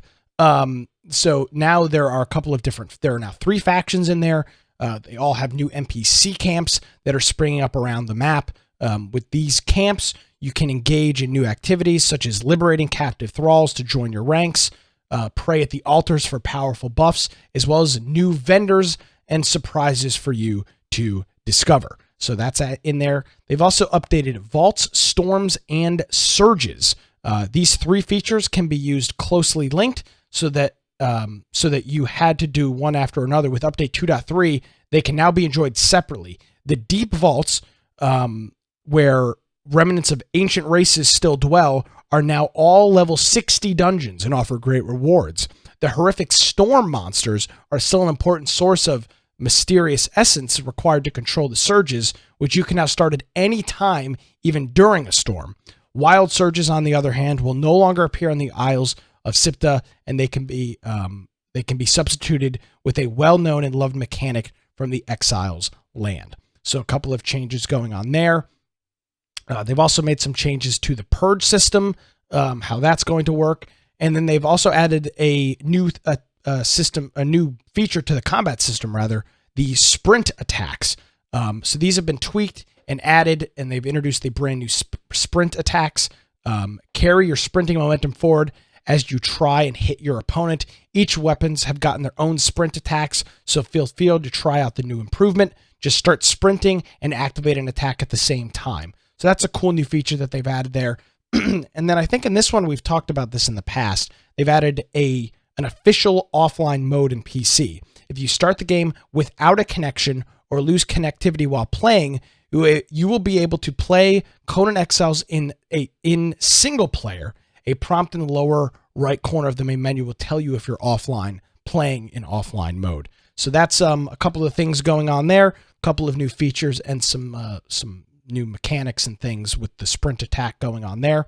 There is also a hotfix that was put out for this patch. This was hotfix 2.3.1. Fast elevators and colored candles can now be obtained from the Library of Hysteric Knowledge on the exiled lands.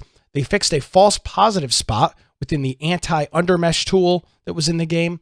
They fixed an issue that would cause some new items to disappear from the artisan bench after the player dies. The katana combos can now be done by alternating between light and heavy combos. They've added there have been a couple of general bug fixes as well. They fixed an issue that would cause the iron leg hold traps placement brush to cripple and hurt players. They fixed an issue that would cause wreckages to change their HP value after a server or session restart. They fixed other instances where player buildings and placeables change their names and or values after a server or session restart. For terrain and environment, it should now be easier to interact with the pedestals. They fixed a meteor landing placement at one of the new Sipta camps. So I guess a meteor would come in and land and destroy the new camps they added. That obviously would be an issue. And then a couple of other UI changes, nothing too crazy urgent to report there. So that is Conan Exiles, a full patch with a bunch of new features, and then a quick hotfix on that as well. All right, let's take a look at Scavengers real quick. We've talked a little bit about them in the past, and they have got an update out. With this update, they've also got a new official gameplay trailer. So we'll take a look at this gameplay trailer and discuss right after this. When the asteroid struck, it remade our world. Your mission today shall not be easy. You won't go alone to the surface. In fact, I'm sending many teams. collect the data I need. Take it if you must. Protect it if you can. The storms that plague this world are dangerously cold. Warmth will be essential to your survival. Another day in paradise. I've located several sites that warrant investigation.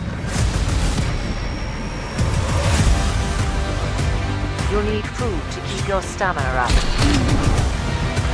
Arm yourself and scavenge whatever supplies you may find. That's what I'm talking about.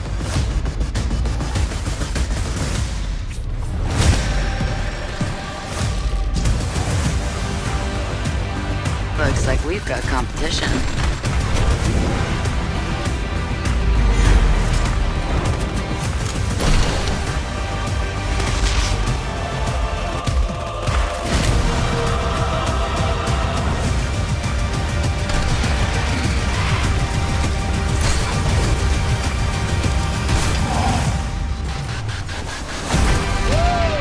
Let's do that again sometime.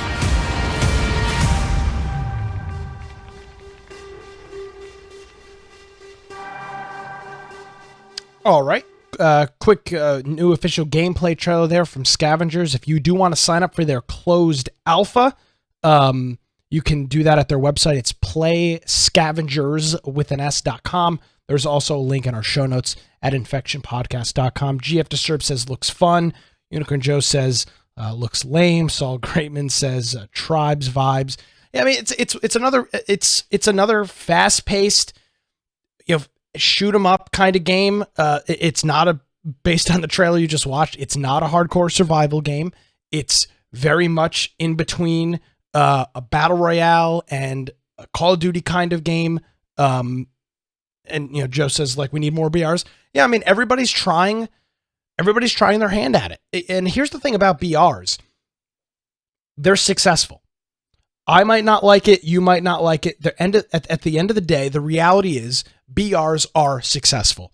Companies like Epic with Fortnite are making a literal, a metric ton of money. They are profiting an incredible amount off of it. EA is making a whole bunch of money with Apex, incredibly popular. Activision and Call of Duty, games that were kind of on the out for a while. The past couple of Call of Duties, prior to when they brought in Warzone, were just kind of lackluster. World War II wasn't great. The one after that wasn't great. The multiplayer they've picked up a little bit, but they've really added the battle royale element to it, the Warzone, and that's been incredibly popular. I have a couple of friends I went to high school with that hadn't played Call of Duty in years. Now they are back playing the most recent Call of Duty, but they're not playing the multiplayer. Very rarely are they playing the multiplayer. They're playing Warzone. It's a successful, popular, profitable game. The concept is really simple and it works well if executed correctly. Now, I think back to what Joe's comment was, a lot of BRs are very poorly done. And I agree. What we don't need is more poorly done BRs.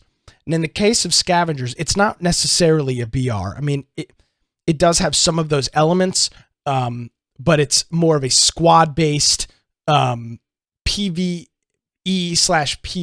game. Again, it's kind of a mix between Call of Duty and I would say it's probably more like Apex than anything else. Apex is kind of a good middle ground battle royale game, right? It's not as hardcore as PUBG, but it's not quite as cartoonish and casual as Fortnite. So it looks like an interesting game. It's free to play. So again, the barrier to entry is low. There's only so much you can complain about on a game that is free, but yeah, that is Scavengers. Again, you can check out their website, playscavengers.com, and you can sign up to be part of their beta. All right, let's take a look at Last Oasis real quick here. We've got a couple updates from them. One hotfix here, 1.4.35792, and a couple of things in here. In terms of controls, they fixed an issue where the player/walker movement keybinds weren't working correctly. They allowed to bind keys to any number of actions. They say do this at your own risk. So you can now have multiple binds to a single key. If not done correctly, you will break your game. And then fixed not being able to rotate buildings with the controller. In terms of the UI, they added a weapon slot to quick slot bar when in the inventory, fixed choosing exact things to pack when scroll not working, fixed all tutorial text and icons. They fixed a fragment slot position in the tech tree. It says probably fixed renaming walkers. They're not saying for sure, but probably. Fixed some missing control tooltips for the controller. Fixed various button interactions with the controller. Fixed the walker list not being scrollable with the controller. Fixed some missing icons here and there. And then fixed an issue with displaying clan members. And that was update, again, 1435792. Now, on top of that, we also got an update that they are planning on doing a wipe. Sometime on Friday of this week, they are going to be doing a wipe. They haven't announced it exactly yet, but this is going to be a full wipe with a patch, and it will be the start of Season 3. So they are saying be patient for that, and it is going to be out here in a couple days. It'll be out on Friday. So that is what we've got from last Oasis. All right. Let's see. What else do we have here? Let's talk about something we talked about last week. A game called FRIGID. We looked at the trailer. There was lots of conversations about it. The initial impression from people was it's an asset flip. Based on what we saw, there do appear to be a lot of store-bought assets. I can confirm that. Something that a lot of games don't do that they should do is offer a demo, a playable demo, a real playable demo. FRIGID is doing that, which is one of the few rare games that we've seen from what I can remember offering that. So I had the opportunity to jump in there and play a little bit of this earlier this week.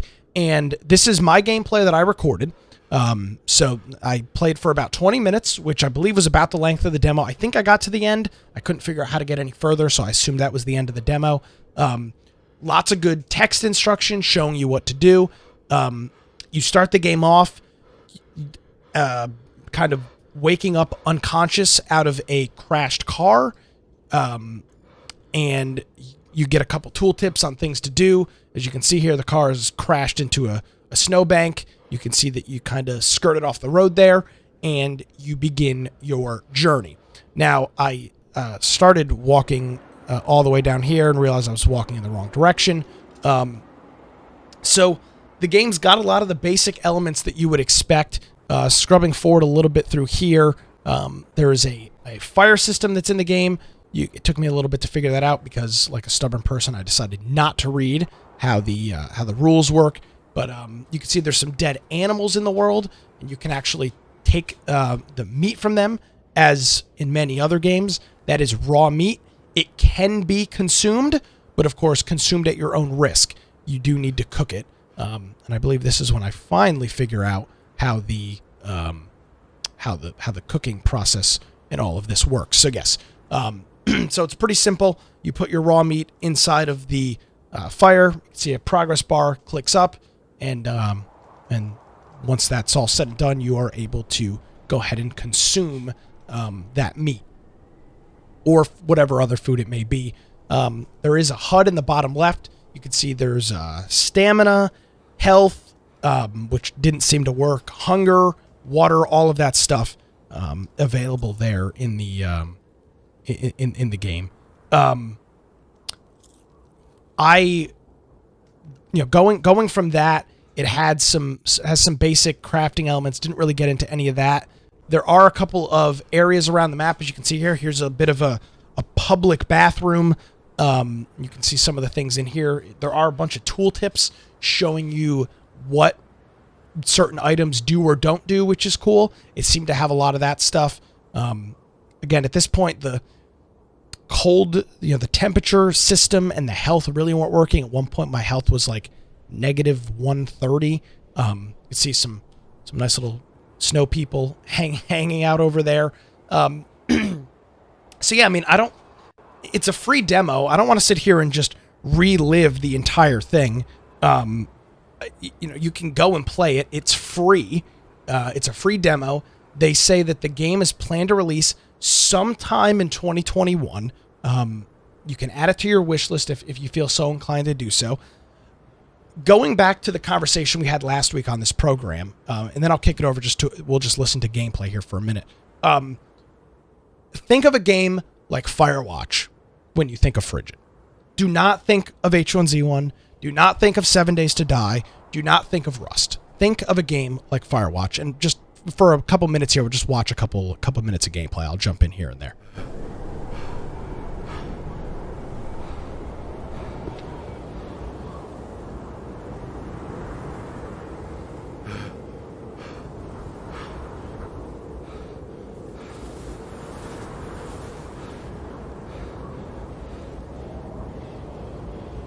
Hello? Anybody home?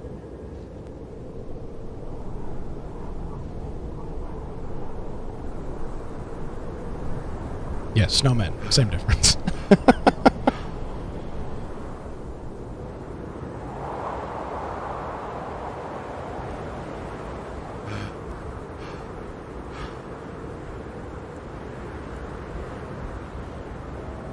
I want to pause it here for a second. Watch how this door system works. So you actually click and drag with your mouse. It's kind of a weird system. It took a second for me to figure out how it worked. But once I did it, it kind of made sense. So you interact with the actual doorknob, which I thought was interesting. You know, most games you press E or press F to interact. This, you actually open and shut the door using your, I think it was the interact key, and then moving your mouse up and down. So I thought that was pretty cool. Joe mentions that it could be for VR. Yep, that could be a possibility, just due to that. So here's one of the cabins that are in the game. You can see the different food and supplies that are in here.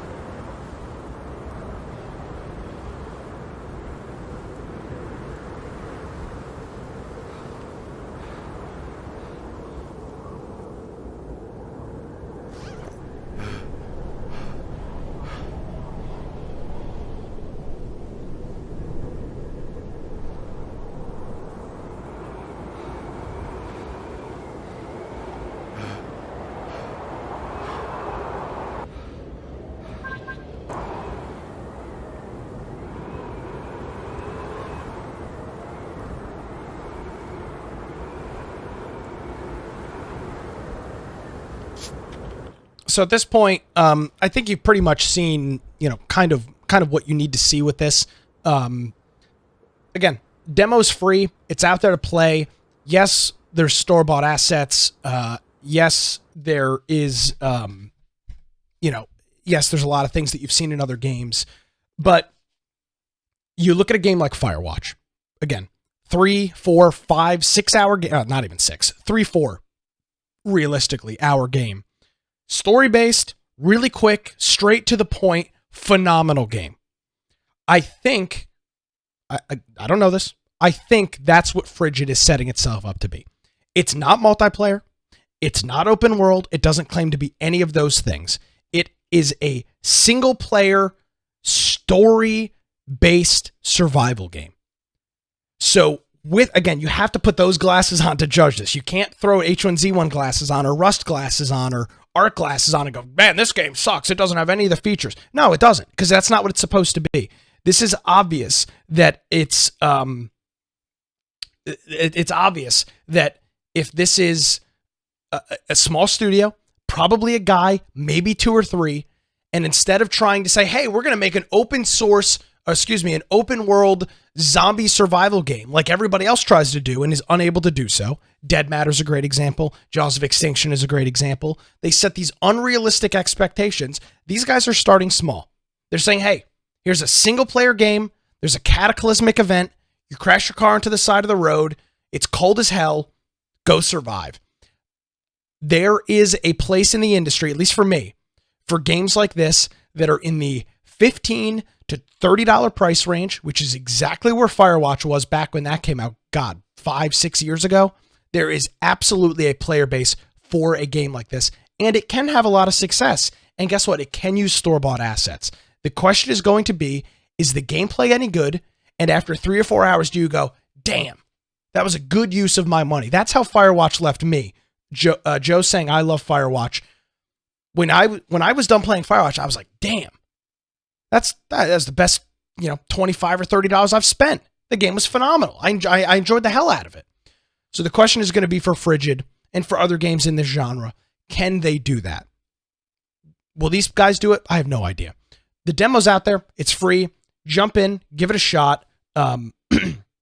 We don't have really any timing. They haven't put an update out on Steam since March 2nd.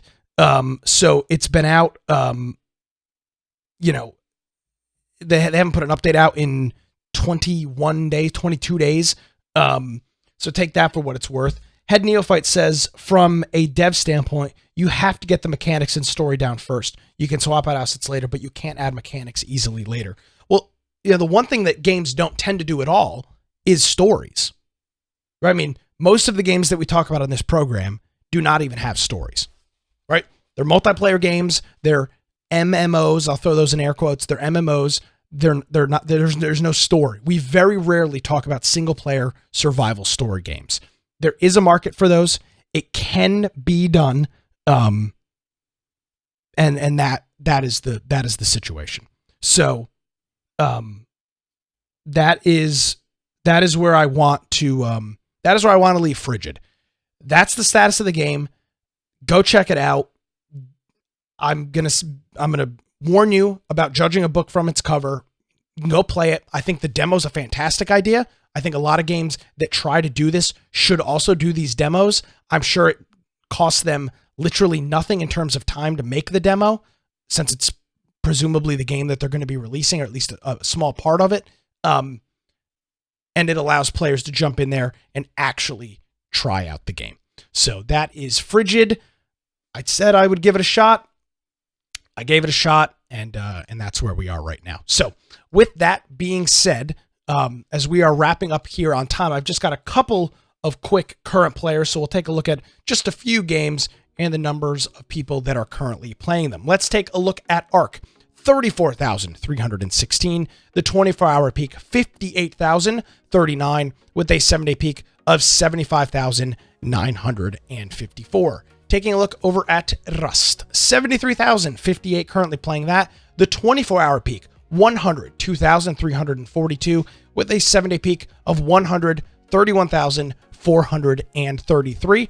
And finally, wrapping us up on a short current players this week, Conan Exiles, currently playing 9,457. The 24-hour peak, 13,651, with a 7-day peak of 17,057.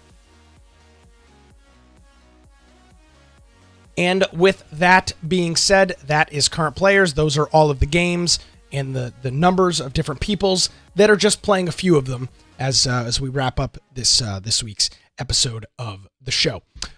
All right, covered all of the stuff that I wanted to get to for this evening. I do want to thank a few people before we get out of here, including our friend Valp1 and Unicorn Joe, both who hit us up with resubscriptions here during the show. Gentlemen, it is greatly appreciated. No game giveaway this week. No, I don't have a way to do the game giveaway. Running everything solo here the second half of the show. So you'll have to tune in next week for that. Real quick, before we do get out of here, though, I want to tell you about our website, which does happen to be infectionpodcast.com. There, you can join our Discord server on the right. We've got a whole bunch of different channels in there, from politics to working out. It's a great community over there. We have a lot of fun. There's also a Steam group where you can get a notification pretty much just before we start the live show. That's about the only use that we do that for. Good way to get notified, especially on a day like today, a Wednesday show. You can get a little Steam pop-up. You can subscribe to our various YouTube channels, as well as our BitChute and DLive. If you are a podcaster, we know we won't forget you podcast folks. We still have a lot of you that listen to the show via podcast. There are different links to subscribe to the podcast on the right-hand side of the page, including Spotify, Stitcher, TuneIn, and then pretty much any place that you can get podcasts. And for each and every single episode, all 323 of them, there are show notes. They've got the links to everything that we talk about. pictures, if there's pictures, YouTube links for the videos, everything that you could possibly want. All that is on our website, which is infectionpodcast.com. All right. Well, I think that is going to do it. Again, Brian dipped out a little bit early, but did all of the prep work as always for the show, even feeling a little bit under the weather. So we appreciate Brian, and hopefully we'll have him back at full steam and full service next week. All right. Well, that's going to do it. My name, as always, is Nick Craig. You can follow me on Gab at Nick. If you want my political rantings, you can do so at atnshow.com. Of course, if you missed any portion of the program, you can get show notes, links, pictures, videos, all that fun stuff. It's on our website, infectionpodcast.com. Thank you so much for joining us, everybody. Have a great week. We'll see you next time.